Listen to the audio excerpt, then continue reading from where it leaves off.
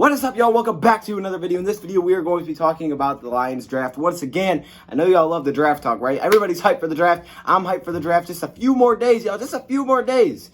Now, recently we talked about the Detroit Lions trading back. Now we're talking about how it may be unlikely for the Detroit Lions to be able to trade back, and how it's more likely the Lions will sit at 3 and make a pick. Let's get it started.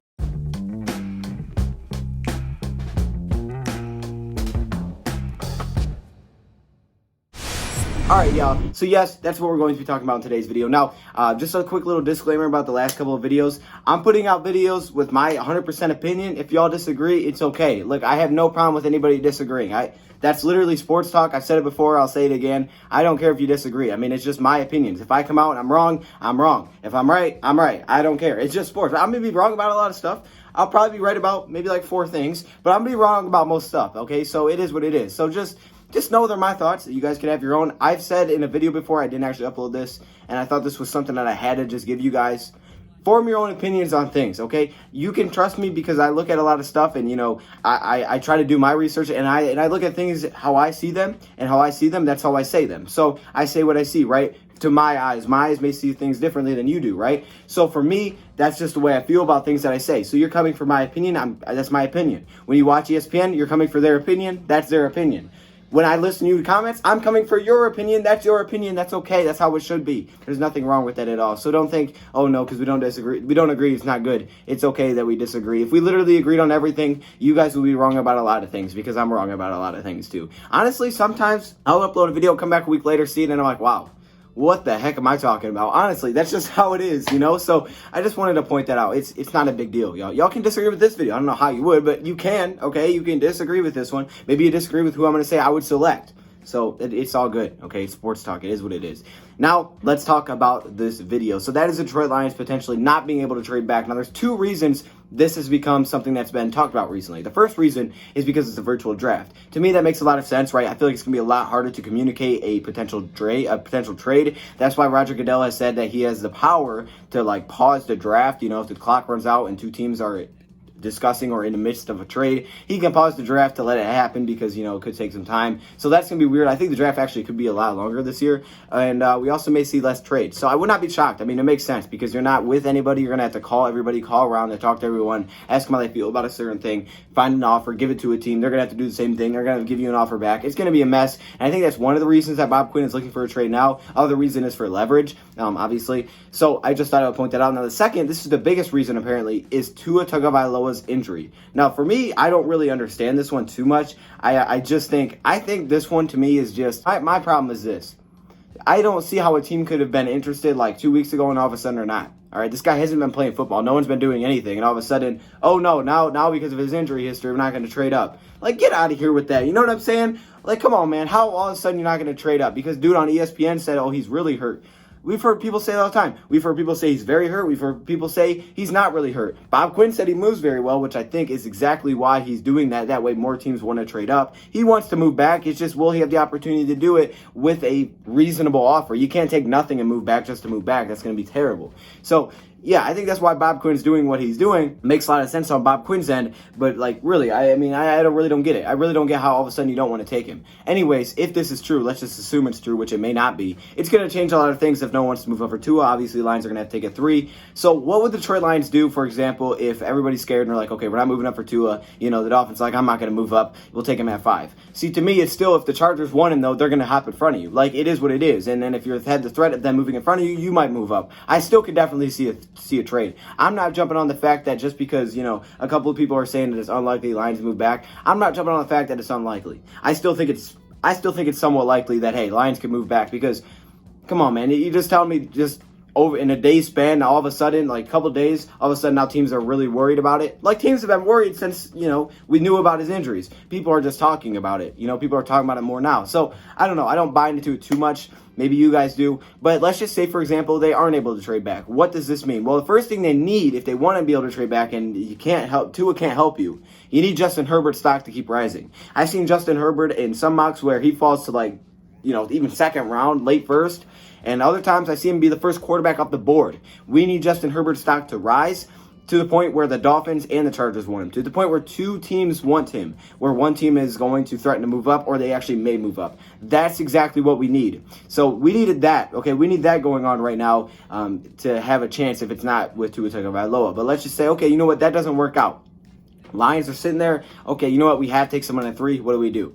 So, obviously, to me, I'm taking Isaiah Simmons or Chase Young. It's simple to me. It's whichever one's available. I am absolutely taking Chase Young if he's there. It doesn't look like he's going to be there. The Redskins are calling this Chase Young Day. Chase Young Day, I think that's what they're calling it. I don't think he's going to be there, which stinks, but I really don't think he's going to be there. But I'd be fine with taking Isaiah Simmons. I'd probably take Isaiah Simmons here.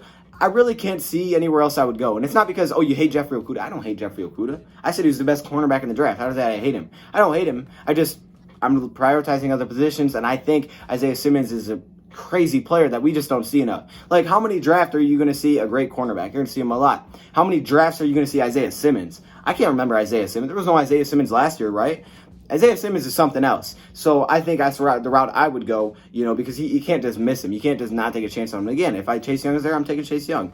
So that's how I would do it. Now, it changes other things, though, than just a number 3 pick in my eyes. Now you don't have your cornerback, right? But it also changes later round picks. I think, for one, we're going to wait later to take a wide receiver. If we don't acquire picks, we're going to wait way later to take a wide receiver, in my opinion. Probably a later round pick, probably a 5th round pick. I don't see it being in the 2nd round like some people do. I don't think it should be. I don't see it happening then either way because we wouldn't have extra picks to, use on a wide receiver. Now these picks that we do have 2nd and 3rd round are so valuable that we need to fill out our needs. Players that can have an impact to year 1. So basically what I'm talking about here is I think 3rd round, historically it's kind of like the cutoff because 3rd round has been very good, gotten a lot of starters. 4th round's been very bad. 5th round's been good for depth. So I think, that's kind of how you look at it here. So Detroit Lions could try to move back into the 2nd or 3rd rounds later in the draft. I definitely can see that happening. Yes, I took off my glasses right now. But anyways, I could definitely see that happening for sure for the Detroit Lions. You look at what Bob Quinn has done with Detroit Lions, I'm pretty sure all of them, if not most of his trades, have been after the 1st round. Like, he moves around after the 1st round a ton, whether that's moving forward or moving backwards. He's done both with a couple of teams, usually the Patriots, but a couple of teams. This year, the Patriots have a lot of later round picks, so they could definitely be a team that Bob Quinn looks at and, tries to move back with and acquire some more picks. I could definitely see the Lions moving around, though, in those mid rounds because the Detroit Lions are not in a position where, hey, you take someone at 3, you can't acquire more picks. They definitely can. I mean, we've seen it. Even when they traded back, historically, they've actually been better trading back. They've selected better players when trading back. Their best trade scenario in the draft under Bob Quinn was trading back with the Patriots. Patriots moved up, got Antonio Garcia.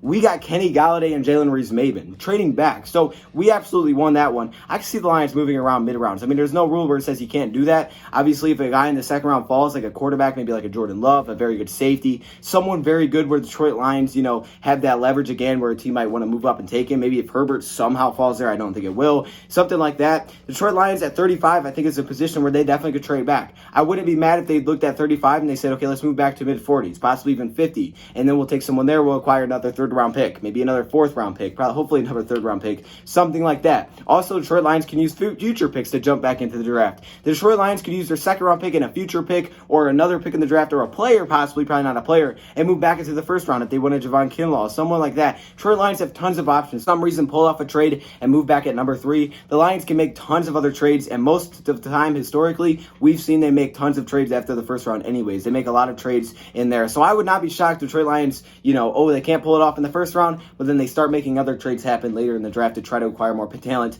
I don't think Bob Quinn and Matt Patricia are oblivious. They understand, hey, what situation we are in. We need to get guys that can help us right now, and I would not be shocked at all if they were moving back into the draft, giving up a few future picks, whatever they had to do to acquire some more picks. I think that's why in the first place he was saying I want to trade back, because he wants to, stay high enough where he can take a really good talent that he really likes, probably Okudah. But at the same time, I also think he wants to add players that can impact them this year, and that was kind of his goal. So if that doesn't happen, I definitely could see later in the draft them trying to move around. Obviously, again, maybe with all the virtual stuff, it's going to be kind of tough, but I think they have a plan. They know who they want. They know who's going to be there at 35, and I just think 35 is an untalked about position where the Detroit Lions could move back. I think that position doesn't get recognized enough. I could absolutely see the Lions moving back from 35, depending on who's available. Obviously, it depends on who falls. If someone great falls, then they may take him. But I could definitely see that being a situation where the Lions trade back. I mean, think about it. If it was a Jelani Tavai, the Lions could have probably moved back a few spots. So again, I think this year the Lions could move back a few spots once again in the 2nd round. And it wouldn't shock me if they did. And I wouldn't be mad about it either to acquire some more picks. But again, I'm still not on that. I'm still not feeling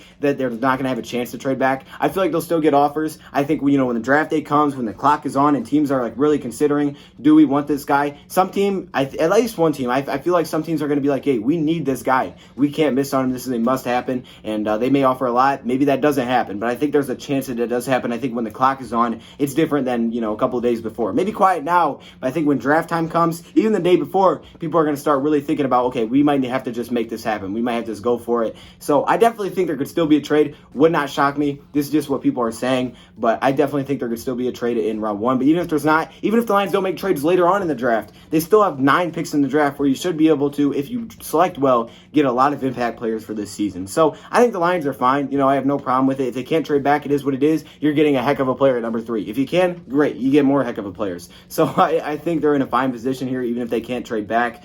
But again, I'm still not completely buying that, hey, they're not going to have any offers now. So let me know your thoughts, comments below. Thank you for watching, and I'm out.